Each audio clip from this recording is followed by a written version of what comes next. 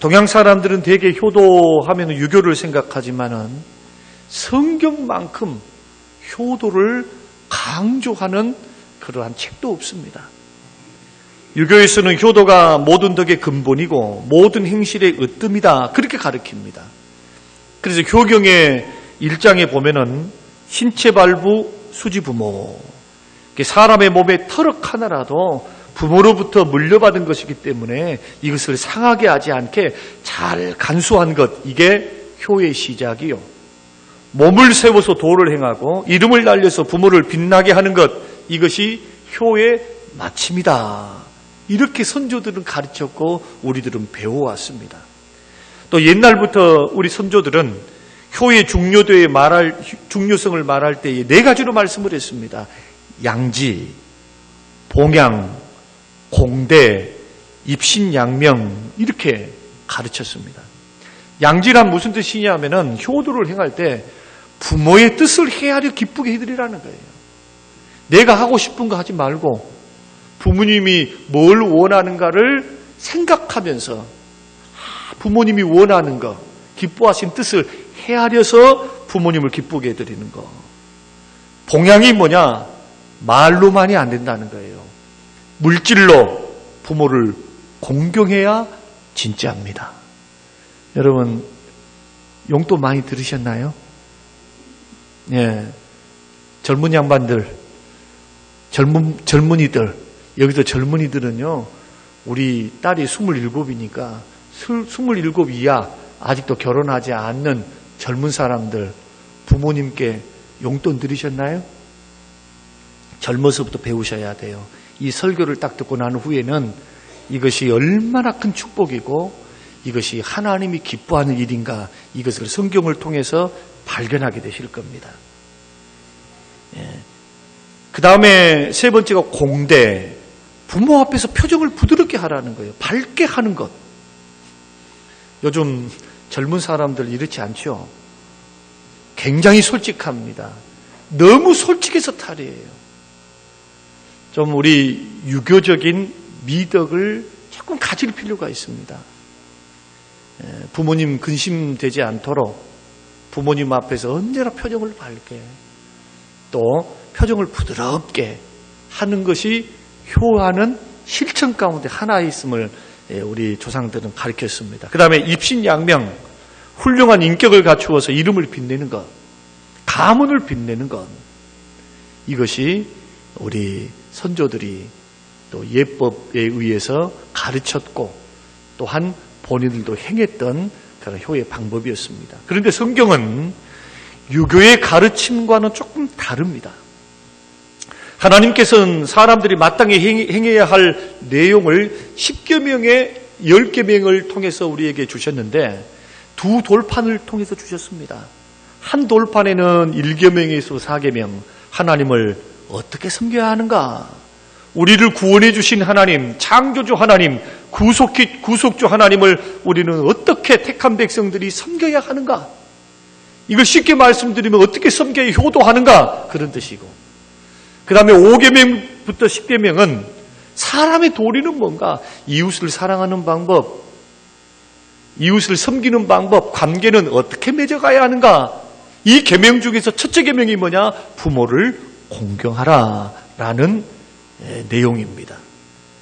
그래서 예수 믿는 사람들은 이 10계명의 큰 도덕적인 계명을 통해서 위로는 하나님을 섬길 줄 알고 아래로는 부모를 섬길 줄 알아야, 이게 사람이라는 거예요. 그러니까 하나님 섬길 줄도 모르고 부모 섬길 줄도 모르면서 자기 새끼밖에 몰라요. 오로지 자기 새끼.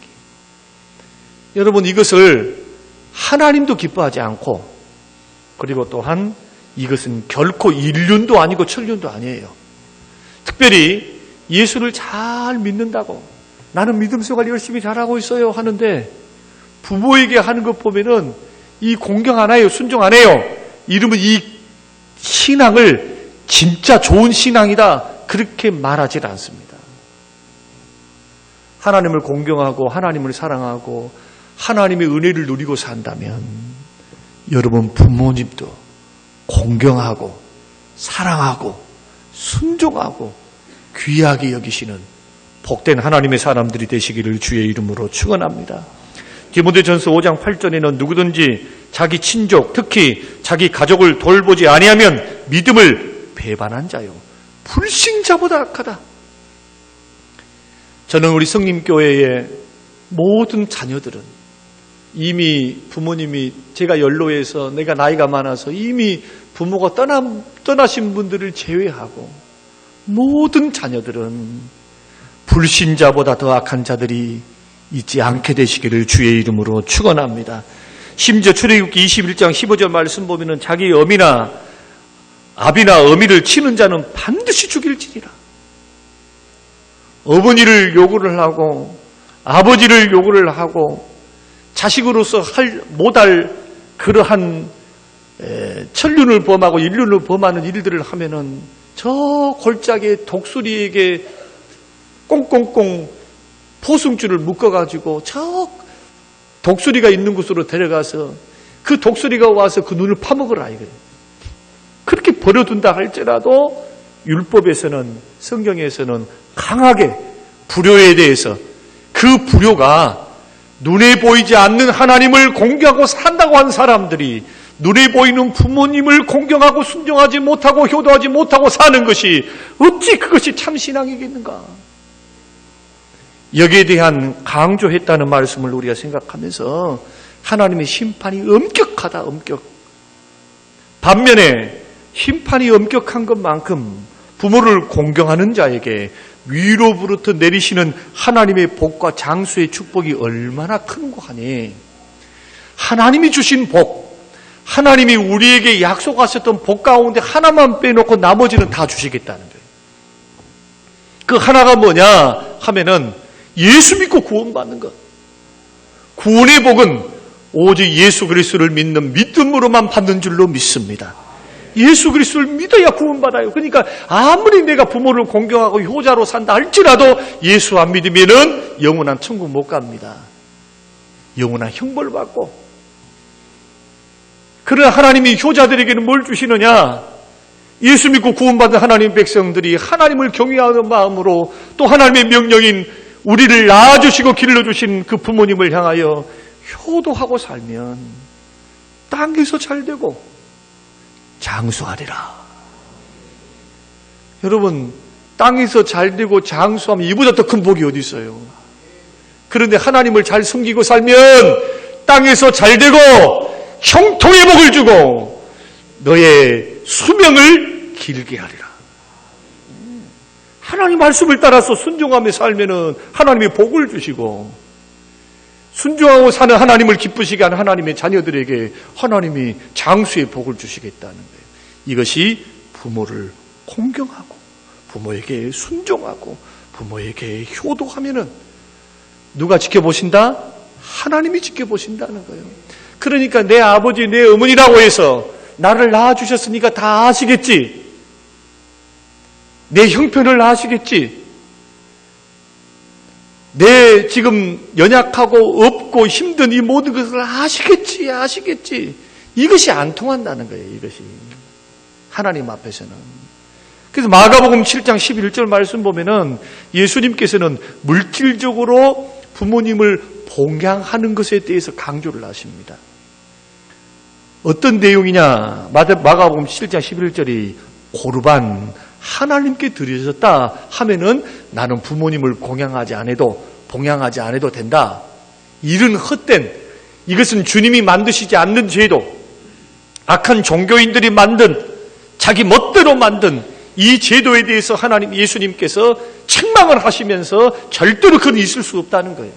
하나님 앞에 헌금을 드리고 하나님 앞에 물질을 드리고 하나님을 봉양하고 하나님을 섬기고 사는 것만큼 내가 받은 은혜, 부모로부터 받은 그 은혜, 하나님이 베풀어 주신 그 은혜를 갚고 그 은혜에 대해서 공양하고 효도하고 섬기는 것까지 포기해서는 안 된다. 부모님에게 가가지고 어머니, 아버지, 이건 고르반이에요. 이거 하나님 앞에 바쳤으니까 이것은 어머니 아시죠? 저 힘드셔도 참으세요.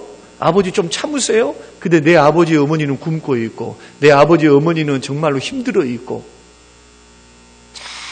정말 구차하게 살고 있는데 자식들이 종교를 빙자해서 부모를 물질로 공양하지 않는 것, 소홀히 하는 것, 주님은 그것을 용납하지 않으셨습니다. 오늘 저는 본문의 말씀을 통해서 성경 전체의 사상을 통해서 이 명절날 아침에 그리고 또한 주일날 아침에 저와 여러분이 명절을 맞이할 때마다 저는 이 말씀이 생각날 수 있게 되시기를 바랍니다. 어떤 이유로도 하나님을 향하여 섬기고 경외한 것 포기하면 자기만 손해인 것처럼 어떤 이유, 이 세상의 어떤 것, 부모가 나를 버렸다, 부모가 물려준 것이 없다, 부모님이 어떻게 했다. 여러분, 어떤 경우라 할지라도 예수 믿는 사람들은 주의 말씀을 따라서 자식으로서의 도리, 신앙인으로서의 도리를 반드시 잘 감당해야 될 줄로 믿습니다. 이것이 복받는 지름길이라는 거예요. 그러면 어떻게 부모를 공경할까? 첫째는 감사하는 마음을 갖는 겁니다. 여러분, 우리는 자녀들은 부모님들에게 이중적인 빚을 지고 있습니다. 하나는 뭐냐 하면 생명의 빚입니다. 여러분 생각해 보세요. 부모님이 아니면 우리가 태어났겠어요? 이 좋은 세상에 혹시라도 이 세상에 풀리는 일이 없어서 어머니, 아버지 왜 나를 낳으셨나요? 이렇게 말씀하실 분이 있을까 참 두렵습니다만은 여러분 그래도 세상 살만해요. 세상. 이번에 유튜브를 보니까 우리나라가 PPP입니까? 1인당 가구당 소득이 프랑스보다도 높습니다. 스페인보다 높아요. 세계 8위예요. 세계 8위. 33,000달러. 엄청나게 잘 삽니다. 180개국에서 여러분 우리나라가 8위를 냈어요. 물론 현실적으로 와닿는 것이 조금 없어서 조금 우리가 힘들어서 그러지 사실 우리나라 정말로 편리하고 잘 삽니다. 부모님으로부터 생명의 빚을 줬습니다. 또 한 가지 빚은 뭐냐? 20년 동안 양육의 빚을 줬잖아요. 우리를 길러주셨단 말이에요. 길러주셨어. 금지옥엽으로 길러주셨어. 먹을 것, 입을 것, 쓸 것, 학교. 지금은 20년이 아니라 지금은 30년이죠. 최소 30년. 결혼도 안 하고 돈 벌러도 안 가고 부모님 슬하에 있는 자녀들이 얼마나 많아요. 물론 이 시대가 너무나 힘들기 때문에 우리는 이해할 수 있습니다. 그러나 이것만큼을 기억해야죠. 공짜로 주시는 것도 아니잖아요. 부모님 피땀 흘려 벌어서 최선을 다해서 일을 해서 그 돈을 가지고 여러분들 공부시켜주고 여러분들 최선을 다해서 이런 부모님의 은혜를 생각하면서 감사할 수 있게 되시기를 바랍니다. 그 낳아주신 은혜, 길러주신 은혜, 이것을 감사할 줄 알아야 뭐가 나올까요? 오늘 본문 말씀대로 공경이 나와요. 내 부모를 공경하라. 공경은 그냥 나온 것이 아닙니다. 감사하는 마음이 나와야, 감사를 깨달아야 공경이 나오는 거예요. 하나님을 섬길 때도 경외함이 언제 나옵니까? 경외함이. 나 같은 것이 무엇인데 억만 가지 수만 가지 죄악으로 영주고 지옥 아랫목에 들어가야 할 나 같은 죄인을 하나님께서 그 독생자를 이 땅에 보내사 십자가에 죽게 하시고 피를 흘리게 하사 그 피값으로 목숨값으로 나를 살리사 영원한 천국을 주셨다. 이것이 믿어지고 이것이 깨달아지고 그 은혜에 감사할 때에 자원함으로 뭐가 나옵니까? 공경이 나오는 거예요. 자원함으로 공경. 차갑게도 하나님이 그 크신 사랑과 나를 위해서 죽어주신 예수 그리스도의 사랑을 깨닫고 그 은혜에 깊이 잠겨본 적이 없는 사람들은 자원하는 마음으로 하나님은 경외를 하지 않습니다. 습관을 따라서 교회는 나올 수 있어도 똑같은 이치입니다. 부모를 공경하고 부모의 말씀을 거역하지 않고 연로하신 부모님을 무시하지 않고 그 부모님을 공경하면서 존대하면서 귀히 여기면서 살 수 있는 자녀들 어떤 자녀입니까? 부모의 은덕을 기억하면서 감사할 수 있는 자녀들입니다. 사랑하는 성도 여러분, 저도 저희 어머니가 계세요. 여러분들도 부모님이 계세요. 젊으신 분들, 우리 자녀들 정말로 미래가 열려지기를 원합니다. 여러분 미래에 복 받기를 원합니다. 부모보다 앞서가면 안 되겠잖아요. 부모보다 먼저 죽으면 안 되겠잖아요. 저는 하나님 앞에 인생을 살아오면서 성도들의 삶, 성도들의 희노애락을 제가 겪으면서 그 속에 제가 다 들어가 있잖아요. 돌아가실 때도 가 있어야 되고, 얘기 날 때도 가 있어야 되고, 사고 날 때도 가 있어야 되고, 암병 걸렸습니다. 무슨 병 걸렸습니다. 무슨 백혈병입니다. 어쩌습니다. 그것마다 다 목사가 가 있어요. 그 자리에 다. 제가 이런 목회의 길을 통해서 하나 깨달은 게 뭐냐. 뭐가 축복이고 뭐가 은혜인가. 평범함이 은혜예요. 평범함이.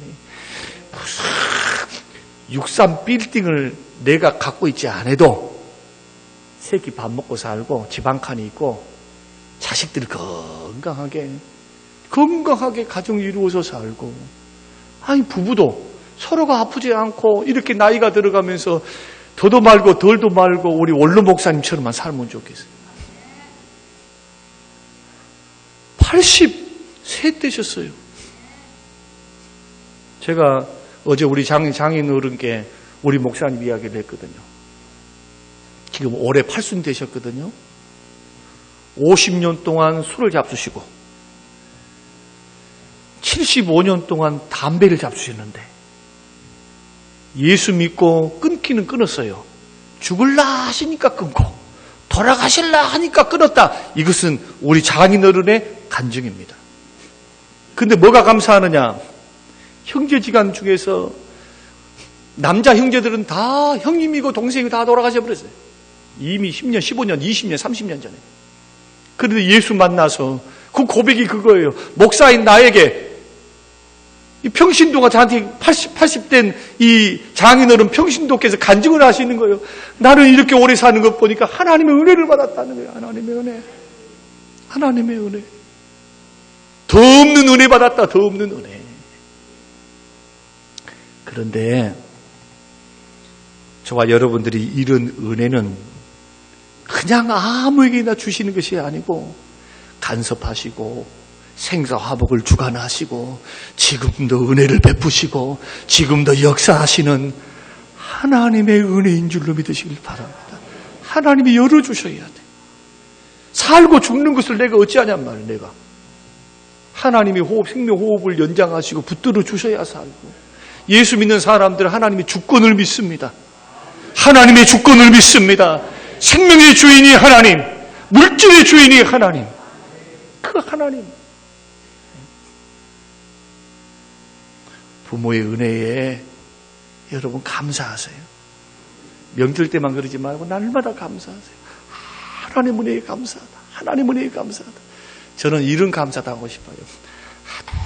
어렸을 때 어렵서 얼마나 그때는 그 아버님들이 힘들었잖아요. 힘들어. 먹고 살기도 힘들고 부부싸움도 많고. 저렇게 얼굴도 이쁜 우리 어머님이 9살이나 많은 노총각한테 시집을 가셔가지고 맨날 술만 잡수시면 힘들게 해가지고 애만 달랑 둘이 낳고 도망가 버렸으면, 아니 우리 둘이를 놔두고 너희들 크든 말든 마음은 짠하다마는 나도 좀 나 벌장 좀 보고 나 좀 살아야 되겠다 해서 저 얼굴 이쁘신 분이 말이에요. 가셔버리면은 지금쯤 내가 뭐가 돼 있었을까, 이런 생각을 한번 간혹 해봅니다. 물론 그때도 목사가 돼 있었겠죠. 그러나 13년 동안 새벽마다 저녁마다 8시 반이면 교회에 나와서 엎드려 기도하고, 눈이 오나 비가 오나 바람이 부나 저 유아실에서 저기 건조한 저곳에서 말입니다. 기도하시면서 주무시면서 새벽마다 뭘 주냐, 홍삼을 13년 동안 다려서 주시는 분이 우리 어머니예요. 우리 집사람 있습니다만은 13년 동안 새벽마다 이거 다려갖고 바칠까요? 나는 아무리 생각해봐도 여보 그 정도 건강해졌으면 살도 쪘고 몸도 따뜻해졌고 아이고 10년이야. 이제 그만 좀 쉬어라고 아마 그렇게 했을까도 몰라요. 둘째는 부모님을 기쁘시게 해드리고 효도할 수 있는 방법이 뭐냐? 부모님을 기쁘시게 해드리셔야 돼요. 잠언 23장 25절 말씀 보니까 내 부모를 즐겁게 하며 너 낳은 어미를 기쁘게 하라. 이것은 명령입니다. 여러분, 불효가 뭡니까? 불효가 다른 거 아니에요. 부모님을 근심시키는 게 불효예요. 효도가 뭡니까? 부모의 마음을 즐겁게 하는 거예요. 그러니까 형제간들이 우애하고 살고 싸우지 말고 살고 형제간들이 싸우면은 부모님은 피눈물 흘려요. 피눈물. 조금 한 놈이 못 살고 잘 살고는 문제가 아니에요. 이것은. 그뿐만 아닙니다. 여러분, 이 불효자가 부모에게 근심거리가 되는 것뿐만 아니고 이것은 하나님도 기뻐하지 않아요. 하나님도. 왜냐하면 하나님은 말씀과 명령을 통해서 부모를 기쁘게 하고 부모에게 순종하고 부모에게 공경하라. 이것은 다 뭘로 되어 있습니까? 명령으로 되어 있습니다. 믿습니까? 오늘 명절을 맞이해서 불효자들은 회개하고 돌아가야 돼요. 저 같은 사람도 회개해야 되고 좀 인생을 멀리 내다보세요. 인생을 작게 내다보지 말고 어리더라도 효도 안 하는 거 아니에요. 뭐 나이가 들었다 해서 효도하고 살 것 같아요? 아니요. 하나님 말씀을 가볍게 여기고 하나님 말씀의 원리를 그냥 쉽게 여기는 자녀들이 있다면은 아마 미래가 행복하지 못할 겁니다. 우리는 역으로 더 긍정적으로 말씀을 드린다면 부모의 은혜를 기억하고 감사할 줄 알고 부모를 기쁘게 해드려서 효도의 발걸음이 가까이 나아가면 나아갈수록 하나님은 그것을 기억하시고 언약의 말씀대로 복을 주시고 건강을 주시고 길을 열어주실 줄로 믿습니다. 고도훈 씨라고 한 사람이 부모님이 살아계실 때 꼭 해드려야 될 것 45가지. 근데 너무나 잘 해놨어요. 그 가운데서 5가지만 실천 가능한 것 5가지만 제가 소개를 좀 드리려고 합니다. 첫째가 뭐냐 하면요. 전화 자주 걸기. 하여튼 저도 아들입니다만은 저는 그래도 변명이라도 있어요. 새벽마다 얼굴을 뵈니까 날마다 전화 안 해도 괜찮으실 거예요 아마. 또 그래 안 할란가? 새벽마다 얼굴을 뵈고 새벽마다 저기 2번 뵙습니다. 설교 때 뵙고 그 다음에 엎드려서 주여 하고 있으면 딸그락 소리가 나거든요. 뭐냐 하면은 컴컴하니까 후레쉬를 다 켜고 와서 이 홍삼 그릇을 가져가는 거예요.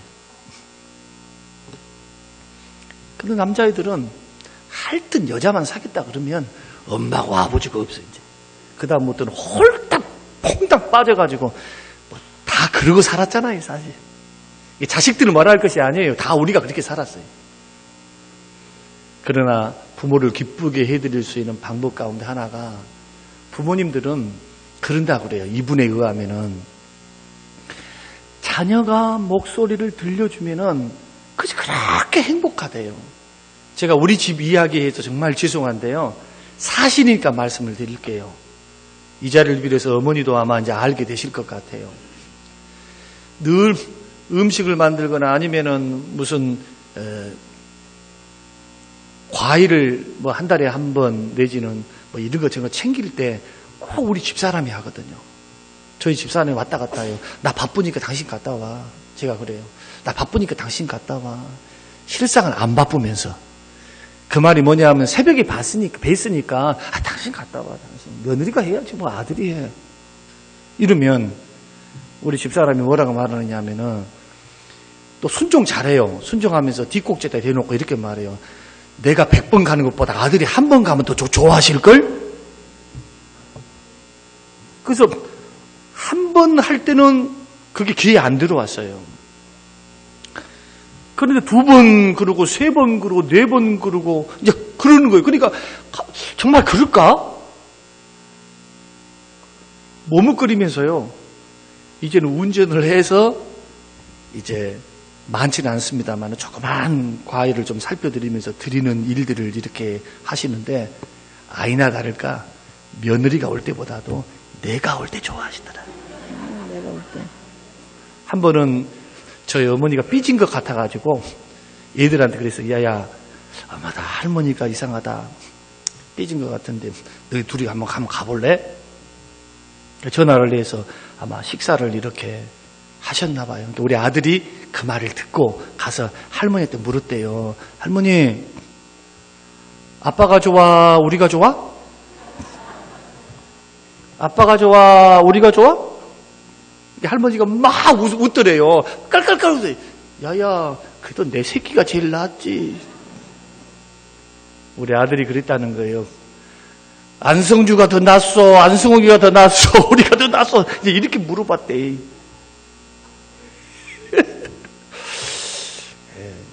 곰곰이 생각해 봅니다. 그 전화 한 통이 뭐라고 해. 근데 부모님이 그렇게 좋아하신대요. 여러분, 이런 거 실천할 수 있겠잖아요. 실천. 그 다음에 두 번째는 좋아하는 거 챙겨드리기. 우리 엄마가 뭘 좋아할까? 저는 몰랐어요. 음식을 이렇게 뭘 좋아하실까? 나물도 상당히 잘 드시고 막 그러시거든요. 뭘 좋아할까? 근데 지금 떠오른 게 없었어요. 최근까지. 근데 우리 아들이, 우리 딸이 가르쳐 주시는 거예요. 가르쳐 주는 거예요. 아빠, 할머니 소고기 샤브샤브 좋아하신다. 샤브샤브 좋아하신대. 샤브샤브. 그거 하나 알았어요. 여러분 부모님들 뭘 좋아하시는가 여러분 꼭 여러분 살펴보시면서 그거 해드리면은 효도하는 거 굉장히 좋아하신대요. 그 다음에 뭐냐 하면은 소문난 맛집 모시고 가기. 소문난 맛집. 저는 또 자랑 아닌 자랑이 될 것 같지만은 또 제가 밝힐 건 밝혀야 될 것 같아요. 제가 대접을 많이 받잖아요. 저희 부부가. 그러면 어느 맛집을 가게 되고 맛있는 음식이 있으면 저희 집사람이 꼭 이렇게 말합니다. 여보, 우리 어머니 모시고 오자. 언제나 그래요. 언제나. 최근까지 그래요. 우리 어머니 모시고 오자. 어머니 모시고 오자. 이게 부르자인 내가 나쁜 부르자예요. 그 말 들으면은 그렇지 하고서 막 이렇게 해야 되는데 나 피곤하다고. 나는 또 두 번 오기 싫다고 내 마음속에. 모시고 오지를 않았어요. 어쩌다 한 번씩 이렇게 모시는데 잘 드시긴 해요. 근데 그 말이라도 고맙잖아요. 꼭 마시는 곳 있으면은 꼭 그 말을 해요. 그래서 저는 귀담아 듣거든요. 참 이런 아내도 사실은 감사하죠. 참 감사해요. 여러분, 우리 소문난 맛집 내 새끼들만 데려가지 말고 부모님 모시고 가십시다. 아멘이 없는 것 뿐게 안 하려고. 예. 내 새끼들만 데려가지 말고 부모님 모시고 가십시다. 부모님 모시고. 우리 교회에 참 효자들이 있어요. 저는 같은 연배입니다만은 늘 고개가 숙여져요. 어쩜 저렇게 아버지 어머니를 저렇게 섬길 수 있을까? 이교대를 하면서도 전화를 해보면은 쉬는 날 전화해보면은 아버지 집에 가 있어요. 어머니 집에 가 계세요. 그렇게 힘들고 어려운데. 또 아버지 살아계실 때는 어떤 장모님은 그렇게 동분서주하며 일을 하고 있는데 어느덧 장흥이 가 계셔버려. 그 피곤하고 하는데 아버지가 콜만 하면은 무조건이에요. 무조건. 그렇게 섬기는 모습들을 보면서 참 반성도 많이 되고 많은 생각들을 했었습니다. 여러분, 소문난 맛집 이제는 부모님과 함께. 예. 그 다음에 부모님 안심시키기. 이 말이 뭐냐 하면은 이분이 이렇게 말씀하셨어요. 자, 자식들이 근심되는 모습들이 이렇게 보이고 그냥 투덜거리고 그냥 티티하고 이렇게 있으면은 여러분 부모님은 걱정을 합니다.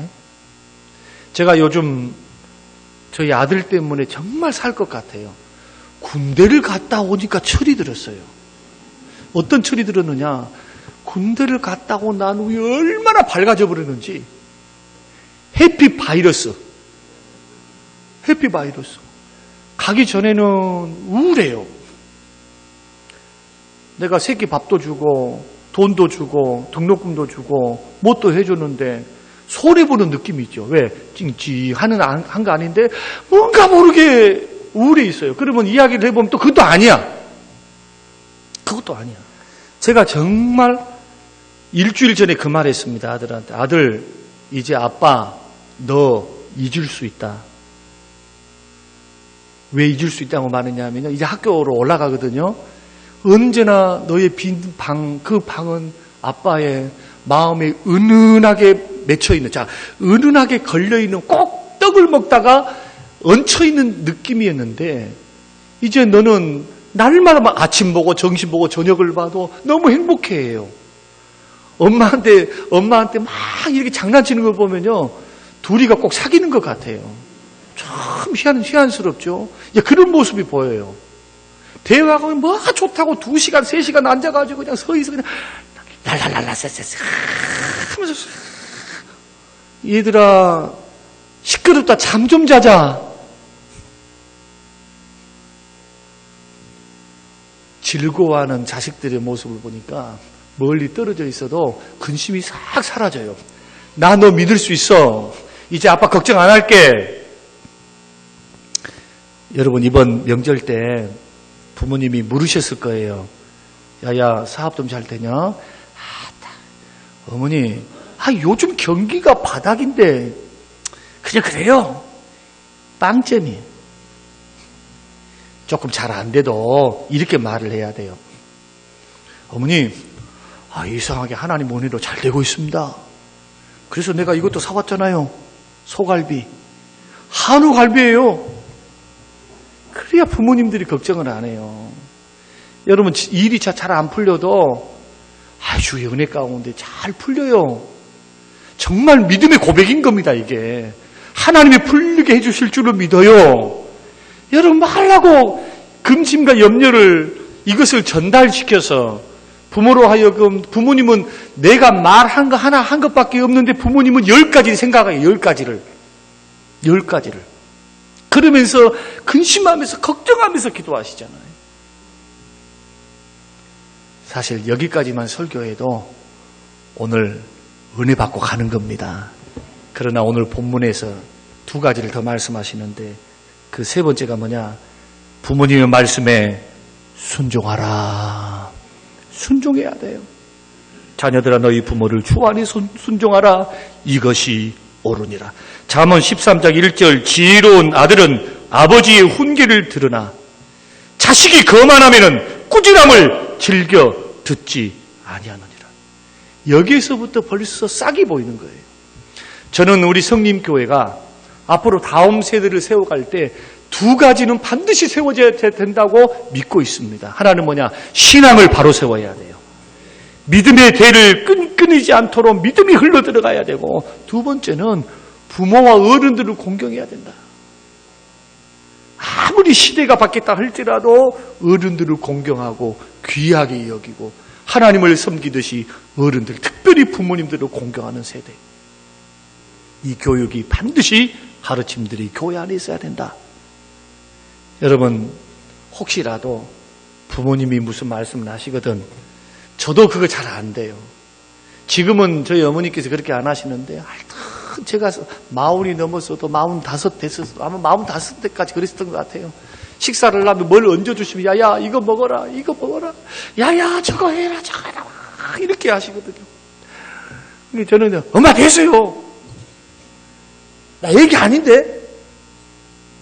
그랬던 적이 있어요. 지금은 회개하면서 죄송하다고 말씀드린 이유는 그 후로부터는 그걸 안 해요. 어머니가. 좀 서운해질라 하잖아요. 부모님이 생각코 이렇게 저렇게 말씀을 할 때 제가 이제 깨닫는 건 53이 되어서 지금 깨닫는 게 뭐냐 하면은 그 말을 그냥 들어주세요. 이것은 내가 논리적으로 이것도 말할 수 있고 저것도 말할 수 있지만은 꾸지람을 하시거나 아니면 어떤 듣기 싫은 소리를 이렇게 할 때 일단 수용이 되려라. 수용. 그러시냐고. 어머니 참고할게요. 아버님 알겠습니다. 이렇게 되라는 거예요. 이렇게. 이 지혜로운 아들이라는 거예요. 그리고 우리들에게 어떤 것을 이야기하실 때는 다 나 잘되라는 이야기지 나 죽으란 이야기가 아니거든요. 설교도 마찬가지예요. 설교도 목사가 설교를 할 때 누군가 저 사람 잘못됐으면 좋겠다, 저주받았으면 좋겠다 이렇게 목사인 사람들은 사꾼입니다. 부모와 심정이 같아요. 다 잘되기를 바라는 마음인데 이것이 조금 지나쳐요. 그러나 그것을 어머니 아버지 기력이 세어가면서 더 연로해지시잖아요. 이때 여러분 품어주시고 받아주시고 또 순종하면서 걸어가는 것은 우리의 의무이면서 하나님이 기뻐하십니다. 그 다음에 마지막 이 세 가지를 다 잘했다 할지라도 여러분 네 번째로 전도에서 영혼이 구원받지 못하면 그게 불효지요. 내 부모 예수 믿고 구원받아야 될 줄로 믿습니다. 여러분 기도하시라는 거예요. 기도. 믿지 않은 내 부모 내 형제를 위해서 부지런히 기도하세요. 그리고 틈이 날 때마다 전도하고 그리고 어떤 사건이 일어날 때는 예수 믿는 사람답게 교회 가정에 큰 대소사가 있을 때는 먼저 믿은 구원받은 하나님의 사람들이 물질도 더 내놓고 형제간들한테 인심도 얻고 섬기면서 그렇게 빛과 소금이 되어서 저 지옥을 향해서 걸어가고 있는 우리 부모 형제들 그 형제들 예수 믿고 구원받고 예수 앞으로 돌아올 수 있도록 여러분 전도하고 기도할 수 있는 그런 명절이 되시고 효도하는 귀한 성림교회가 되시기를 주님의 이름으로 축원합니다. 이러할 때 하나님은 약속을 주셨습니다. 6장 3절 말씀 보니까 이로써 다 조건이죠. 조건적으로 되어 있어요. 내가 잘되고 땅에서 장수하리라. 이 말씀의 약속이 우리 모두에게 주어지는 어른을 공경하고 효도하는 우리 성림교회 모든 식구들이 되시기를 주님의 이름으로 축원합니다. 고마우신 하나님, 오늘 주신 귀한 말씀이 마음의 비석에 깊이 새겨지게 하셔서 늦기 전에 돌아가시기 전에 나에게 허락하신 그 기회 안에 부모님에게 효도하고 공경하고 근심 걱정 끼쳐드리지 않고 얼굴빛을 밝게 어머니 아버지 기뻐할 수 있도록 주님 그 마음들을 회복시키시고 주의 말씀이 마음에 새겨져서 효도하는 자녀들, 아름다운 복받는 자녀들 되게 하옵소서. 감사드리며 예수님 이름으로 기도합니다. 아멘.